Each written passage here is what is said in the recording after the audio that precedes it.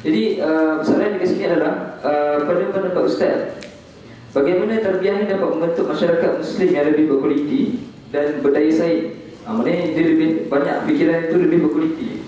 Bismillahirrahmanirrahim. Assalamualaikum warahmatullahi wabarakatuh. Mungkin saya berikan contoh yang kecil dahulu tentang apa yang saya cuba buat supaya saya dapat memperbaiki kualiti diri saya, ya, iaitu tindakan drastik yang saya buat pada 2 bulan yang lalu, iaitu saya berhenti daripada menjadi warga Facebook. Ya, saya menyertai Facebook lama awal pada tahun akhir 2006. Saya join Facebook, kemudian saya offkan sekejap, kemudian saya on balik pada 2007, ketika mana tak ada lagi orang Malaysia, hanya ada beberapa ratus orang sahaja pada masa itu, dan saya sekadar parking nama macam itulah. Tetapi kemudian berkembang, Friendster pun dah tak apa nak ada orang, MySpace pun dah tak apa nak ada orang kan. Jadi ramai yang berhijrah masuk ke Facebook, Facebook jadi meriah. Dan bila Facebook meriah, teori awal saya ialah pendakwah perlu berada di mana orang ada, ya, kat mana orang kumpul, kat situ kita kena ada. Jadi saya memposisikan diri saya di situ, dan setiap hari saya akan update mungkin 10 sekurang-kurangnya status update dalam satu hari, yang mana setiap satu status yang saya update itu saya boleh justify bahawa ia adalah sesuatu yang berguna kepada orang yang membacanya. Saya boleh justify, iya. Tetapi di pihak diri saya sendiri, saya rasa macam ada sesuatu yang tidak kena, ya, sesuatu yang tidak kena, dan tidak mudah untuk saya mengakui benda yang tak kena. Apatah lagi kalau yang menegurnya isteri saya. Contohnya, dah tu contohnya lah, ya. Isteri kata, insting yang ada dalam dirinya, gitu kan, suka hati orang lah. Dia situ kan, orang tengah buat dakwah ni, kata orang kan main Facebook, orang berdakwah di Facebook, ya, hati berkata lah macam tu. Tetapi mungkin ego lah agaknya kan. Tapi dalam hati saya rasa ada sesuatu yang tak kena.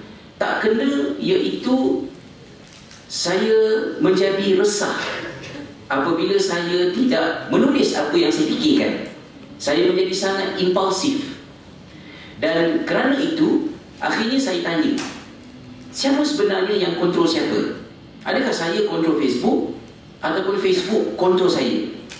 Itu soalannya. Dan untuk mencari jawapan kepada soalan itu, saya bertindak drastik.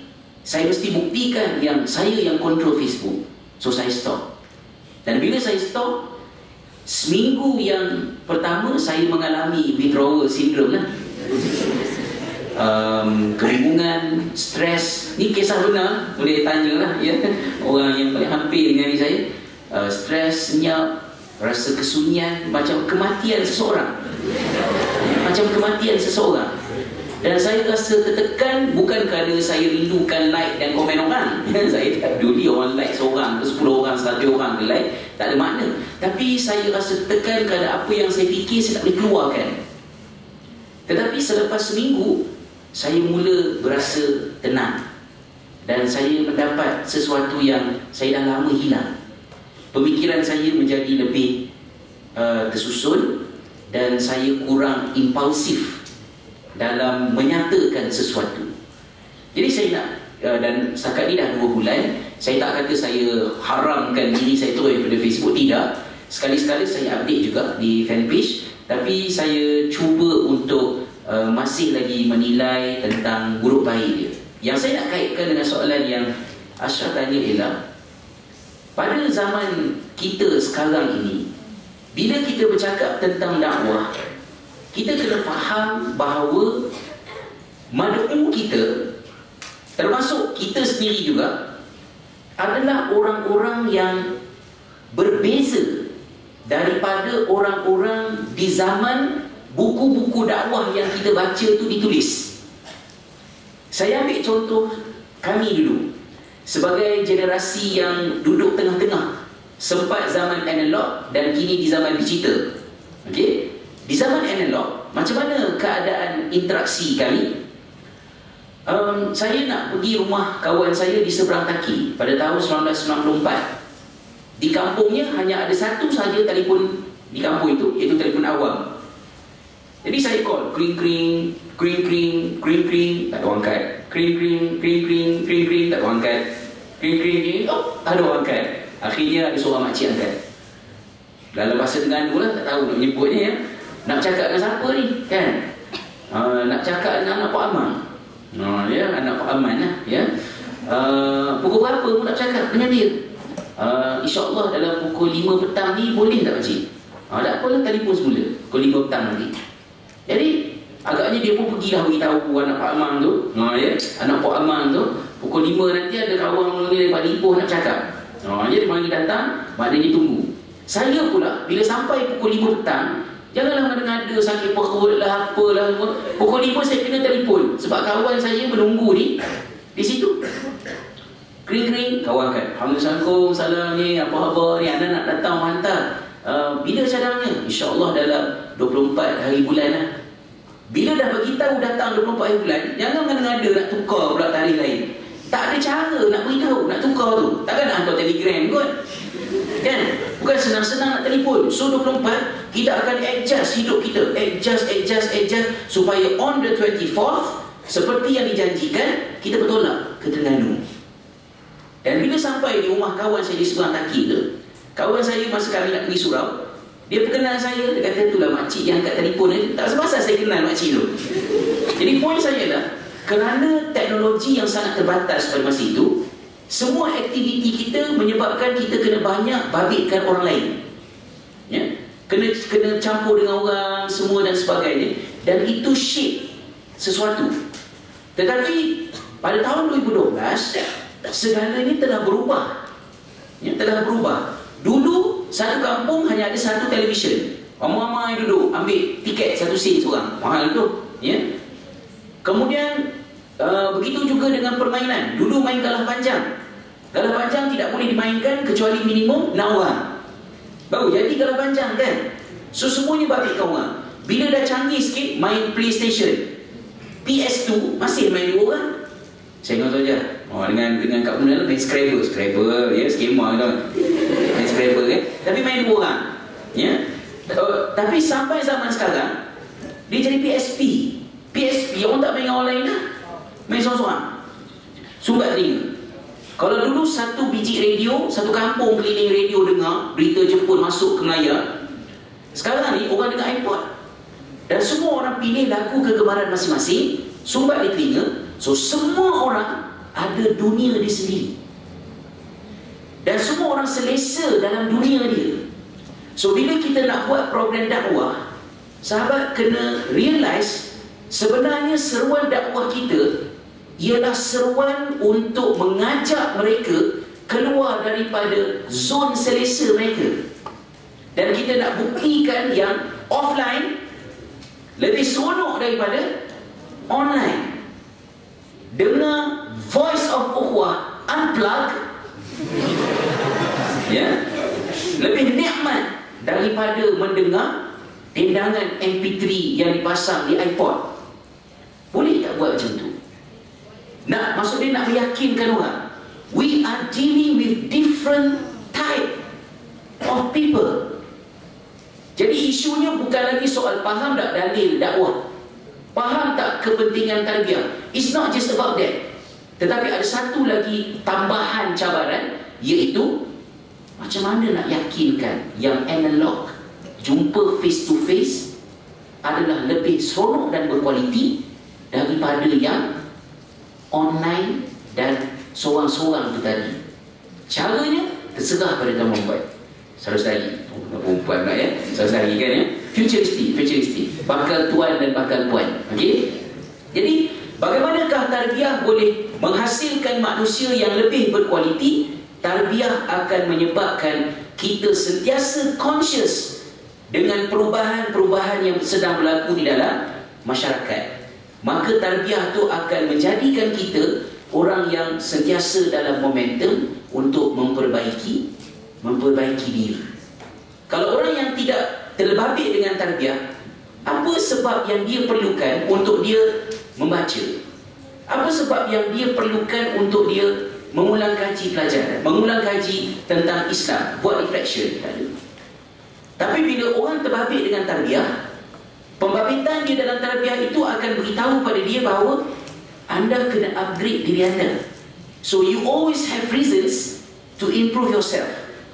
Maka orang yang ikut tarbiyah, supposedly, sepatutnya mereka itu menjadi orang yang sentiasa dalam mood apa? Teachable. Orang yang boleh diajar. Dan kalau kita remain teachable, kita akan sentiasa lebih baik. Tapi kalau kita stop being teachable, tak boleh diajar lah, maka jadilah kita manusia-manusia yang mati. Jadi saya pun tak tahulah macam mana saya nak merumuskan pada benda-benda yang saya cakap tadi. Tetapi saya merasakan bahawa tarbiyah kalau dapat diambil dalam erti kata makna yang sebenar, dia menjadikan kita orang-orang yang dapat function dengan baik dalam kehidupan. Saya ambil satu contoh dalam 2-3 minggu ni. Kebetulan pada bulan Februari saya tak banyak program yang besar-besar training. Jadi saya mengambil peluang untuk menerima banyak jemputan ceramah di kampus-kampus. Rumusan yang saya buat lebih kurangnya dan sedikit sebanyak juga mungkin dirasai oleh Kak Muna yang sekali-sekala ikut saya ke ceramah-ceramah yang dibuat di kampus-kampus di Malaysia.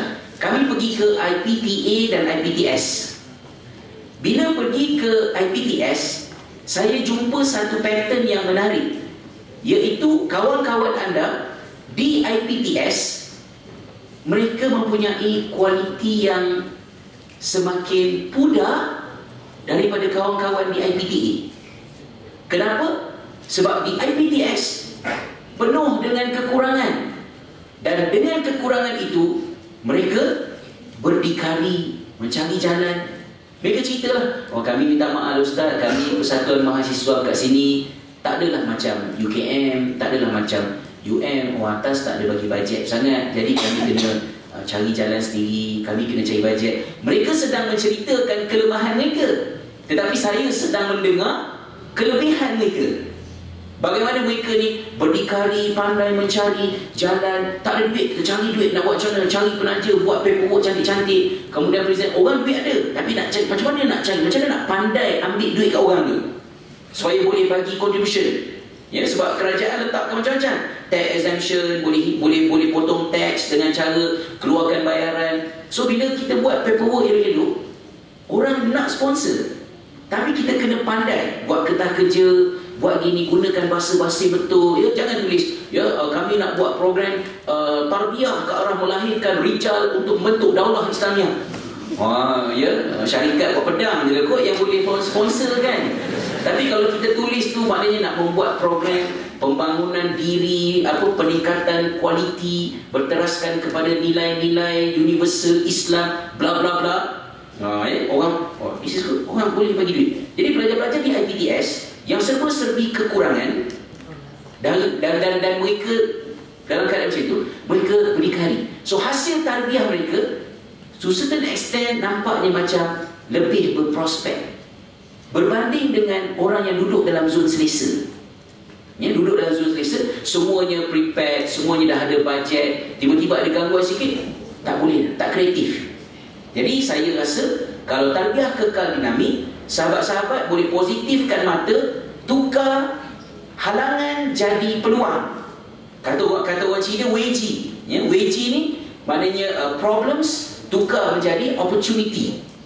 Dan yakinlah dengan pengalaman mengendalikan tarbiyah itu, ia akan menghasilkan doktor, farmasis dan juga dentist yang bukan hanya mahir pada teknikal, tetapi mereka juga adalah seorang manusia yang cantik, pengertiannya indah, seni laku dia, dan dapat function dengan baik di tempat kerja, di rumah tangga, dan ke arah untuk memperbaiki masyarakat kita yang semakin kemiskinan daripada unsur-unsur kemanusiaan yang saya sebutkan tadi, Wallahu a'lam. Wawasan ataupun vision ataupun persediaan yang macam mana yang kami boleh buat supaya apabila di masa berkerjaya nanti kami tetap ada kekuatan dan tetap istiqamah dalam tarbiyah.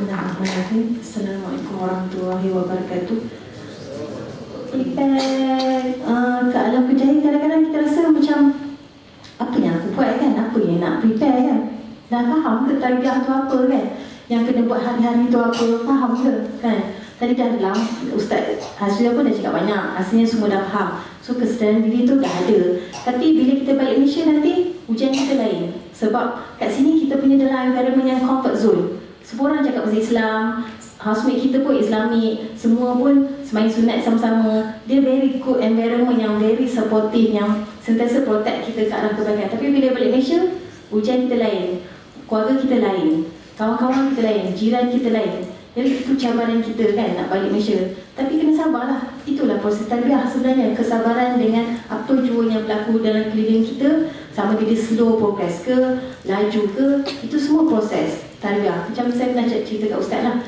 Masa dulu Usrah tak ada apa, boring sangat kan. Kenapa lah Usrah tak macam adik-adik sekarang kan. Very structured, ada program, ada berkala, siap bereput tarikh lagi kan. Tanpa penuh macam saudari Mahilah kata, sampai tak ada weekend langsung kan, semua full.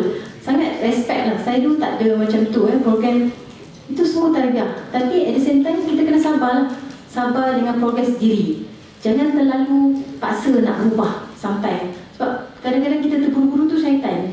Kita take kita punya pace at our own pace, slow. Kena bersabar dengan ujian dan kemajuan diri. Sometimes you kena go with the flow macam tu. As you go older kan, macam kena ikut dia. Tapi at the same time jangan tinggalkan tarbiyah tu. Sebab tarbiyah tu ataupun usrah tu semua adalah container saja, dia punya bekas. Yang penting dia punya essence, dia punya content. So kita boleh dapat content tu kat mana-mana. Walaupun kita lost, tak letak usrah ke, bila kita balik Malaysia kan kita sedih tak ada program. Kan ada Muslimat tanya macam mana kat balik Malaysia tak ada program. Kena jadi macam iman, kena sentiasa ada program. Balik Malaysia fresh, tak ada program kan. No, program ada dalam internet, ada kat Facebook ada, walaupun Facebook dia tend to be impulsive kan, sebab dia cepat kan, kita nak like dia kan kerjanya. Jadi pengisian dia very macam tu kan. Sebenarnya pengisian kita, konten tu kat mana-mana. Kelebihan adik-adik zaman sekarang tak macam kami dulu, ialah you all ada internet kan, it's readily available 24/7. Unless lah TMB meletup baru-baru ni kat Bangi kan, tak ada elektrik satu Bangi kan, ada 24 jam ke 48 jam tak ada elektrik kan kat Bangi. Okay, tapi kelebihan adik-adik ada internet. Kita di era kemajuan yang sangat bagus. In a way, bagus internet tu, kita senang dapat information, senang dapat Islam. So the content is the most important, not the container, bukan bekas. Usrah, tampil, pengisian tu dia punya container. Tapi jangan lupalah, dengan ada yang container tu, kita lebih structured. Sebab Allah dah cakap, kita kena berjuang di jalan Allah dan keadaan barisan yang teratur, sebab seolah-olah bangunan yang tersusun kukuh. Itu ayat apa? As-Saff ayat 4 kan? Saja je nak test. Okay. Itu usrah saya dulu kena hafal. Kami dulu tak ada homework kena hafal semua dalil. Punya tepuk sampai kena hafal. Assignment usrah balik kena hafal. Tu kami very basic. Tak ada macam ni canggih lah ni saya rasa. So tarbiyah ni boleh dapat ke mana-mana. Yang penting the essence, content. So balik mana pun kita tak frust, kita tak sedih dengan usaha kita. Sentiasa ada ongoing proses. Itulah yang saya nampak lah tarbiyah. And then macam mana nak cegah daripada iman kita lemah, macam mana nak cegah daripada putul maknanya kita tercicir. Iman kita ada up and down. Itu lumrah manusia biasa. Kita ada potensi nak jadi baik ataupun buruk. Okey, itu memang kita biasa. Kalau iman kita tip-top je, malaikat akan salam dengan kita. Dia bertabik spring dengan kita. Tapi kita bukan malaikat, kita ada manusia biasa. So it is a well accepted fact. Kita ada up and down. Tapi kita punya up and down macam saya cakap kat Muslimat tadi lah. Bila kita turun, kita naik balik. Tapi bila turun sikit, naik lagi tinggi. Bila turun, kita kena naik lagi tinggi. Kita kena keep up kita punya pace tu. Jangan biarkan dia turun. Macam tu. So, macam mana? kawan, sahabat tu adalah cermin diri kita, kan? So kena choose kawan. Lepas choose kawan, choose apa? Apa ni? Calon suami atau isteri. Tak dapat ya? Tak get the point. Okay. Yelah, lepas kawan, suami isteri. Lepas tu kan choose anak kan? Okay. Sebab itu yang penting orang kata sekufu tu, yang sekufu tu. At least bila ada terdeviate, ni ada. Tu orang sebelah kita ada tolong cuit Facebook, aktif sangat ke, dia tolong cuit tidak. Macam tu. Tu tugas dia. Bukan pendakwah tu dia tak perfect. Dia orang biasa. Kan? Mana kita semua orang biasa. Kita ada tendensi nak deviate walau atas nama dakwah, dakwah kononnya kan. Konon dakwah kan. Tapi dia tersasar juga kan, macam tu. So kita kena tarik dia balik ke arah kebenaran. Okay. Jadi itulah manusia. Kita ada potensi jadi buruk walaupun dia seorang pendakwa bebas kan. Walaupun dia seorang doktor, kita tetap senang terdeviate kan. Manusia ada potensi. Macam tadi ada houseman, ada doktor tanya, student tanya, macam kenapa houseman bila dah jadi MO jadi garang-garang? Masa student baik-baik, lemah lembut je. Bila jadi kerja semua mana menyinga. Kenapa? Sebab apa? Jadi itulah kita satu, manusia mudah up and down. And then kedua, stres lah kat Malaysia kan. Tadi ada orang tanya, kenapa doktor kat Malaysia garang berbanding doktor dekat Indonesia? Kan ada orang tanya kan, kenapa profesor dekat Malaysia garang-garang, dekat Indonesia baik-baik? Saya dah jumpa jawapannya. Saya rasa kat Indonesia ni dia jaga aspek-aspek kesenian. Sampai airport je nampak dia punya Indonesia. Kalau sampai airport Malaysia nampak apa? Nampak Bangla. Saya tak nampak pun kemalaysiaan dia. Jadi itu seni itulah, hati. Sebab seni tu dia tarik hati, dia bukan tarik akal. Jadi kita nak essence tu kat hati. Bila dah ada hati, sampai kat hati baru you nak buat. Yang akal tu information by reading. Tapi nak hati tu benda-benda tu sebab tu pasal kena perempuan ni biasan. Macam tu. Dia nak bawa kepada hati. Hati tu bawa ke mampu. Saya senyum semua Dia faham? Ustaz tak bagi saya tanya faham. Dia kata jangan tanya mahu faham. Gitu. Tapi faham dah kan? Jadi sebab tajuk ni berat sebenarnya. Bagi saya berat tarbiyah ni. Kesian kat adik-adik yang tak faham apa makna tarbiyah. Tapi tarbiyah tu lah kesimpulannya. Kesimpulan lah. Tapi tarbiyah tu apa juga yang berlaku dalam kehidupan kita, yang kita dapat. Tapi at the same time kita kena ingat tarbiyah tu ada dua. Satu yang berkada terus macam program macam ni. Satu lagi yang daily activity lah, tarbiyah individu tu. Okay. And then bila kita faham sampai ke hati, kita nak buat, dan baru datang kemampuan. Kemampuan dalam mengalahkan nafsu dengan syaitan. Kita punya biggest ujian kita, cabaran kita dalam syaitan. Jangan lupa kat 2012 ni syaitan masih wujud. Apa yang kita kena buat ialah conscious. Sebagai seorang yang beriman, seorang Islam, kita kena conscious apa tanggungjawab kita kat dunia ni, iaitu seperti Allah cakap, tidak aku jadikan jin dan manusia kecuali beribadah kepadanya. Semua orang faham ya ayat Quran tu. Allah cakap dia tak akan jadikan kita. Maknanya kalau tak ada function, kita tak wujud kat dunia ni. Okay.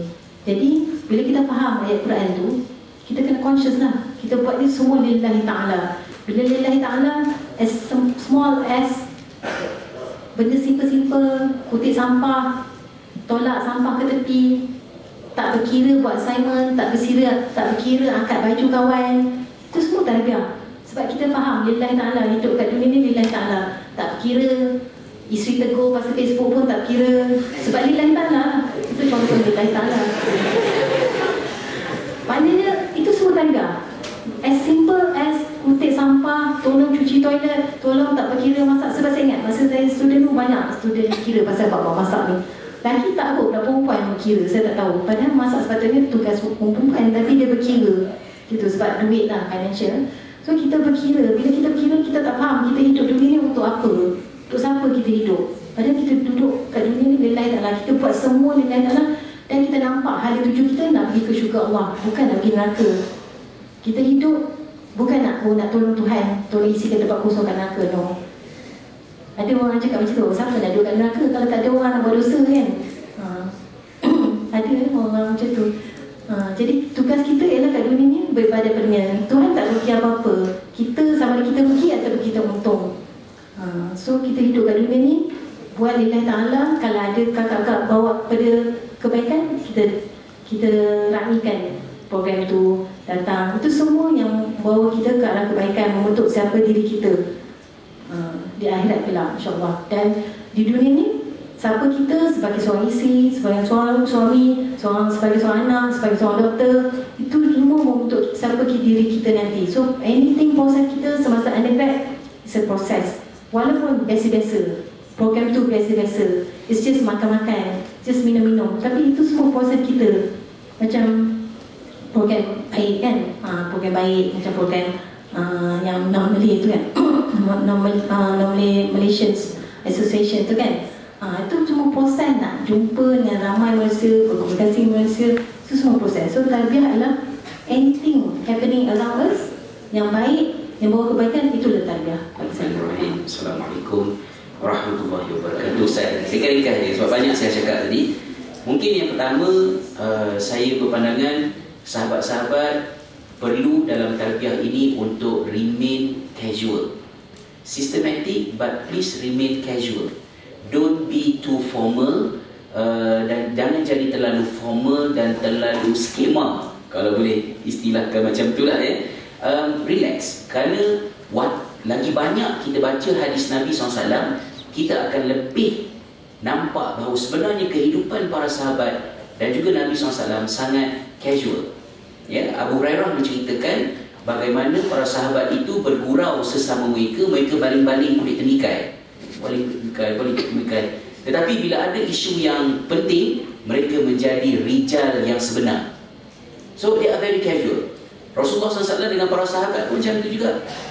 Saya cerita siang tadi sembang-sembang dengan kaum lelaki kan ya, di majlis kecil-kecilan kami. Maklumlah kami ni kaum yang semakin sedikit di akhir zaman ini kan ya. Jadi saya cerita satu kisah bagaimana Rasulullah dengan para sahabat makan tamar. Kemudian Rasulullah bangkit kerana ada sedikit urusan. Sahabat ni petik buah biji tamar yang banyak, kumpul kat tempat Nabi SAW. Macam nak tunjukkan Nabi makan banyak lah kan. Macam kita lah bila makan sate, kita kumpulkan dulu, dia biji banyak-banyak kan, letak kat member. Jadi Rasulullah bila balik, dia tengok banyak biji tu. Rasulullah SAW kata, aku makan tamar, tak makan biji. Yang orang lain semua dia biji dia makan. Jadi maknanya Rasulullah twist dia ke arah itu kan. Macam orang lain makan sate, makan daging je, yang korang ni dengan lidi-lidi korang makan sekali kan. Jadi Rasulullah tu orang yang macam tu. Jadi dakwah ni please remain casual.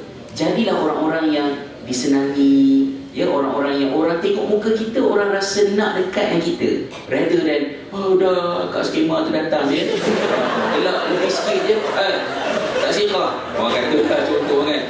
Kenapa pakai jam tangan kiri ni, tak menghormati masa kan? Kenapa pakai baju masuk dalam ni, orang tandis ke? Katalah. Yang jenis-jenis macam tu dia syok sendiri. Kerana itu bukan gambaran sebenar Islam. Gambaran sebenar Islam ialah tidak jauh daripada realiti. So poin kedua saya pula ialah please remain close to reality. Ya, lagi tarbiyah kita dekat dengan realiti, lagi kurang kebarangkalian untuk kita culture shock.